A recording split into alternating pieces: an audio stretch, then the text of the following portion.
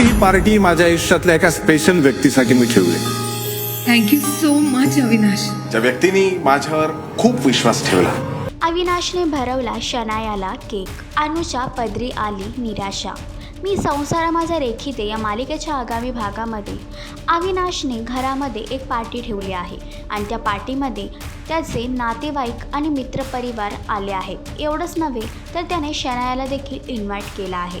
यातच पार्टीमध्ये अविनाश एक मोठी अनाउन्समेंट करतो की आजची पार्टी त्या व्यक्तीसाठी आहे जी माझ्या अगदी जवळची आहे. एवढंच नव्हे, आज मी जो काही आहे तो फक्त तिच्यामुळे आहे. तर अनुप्रियाचा असा समज होतो की अविनाश हे सर्व माझ्यासाठी बोलत आहे.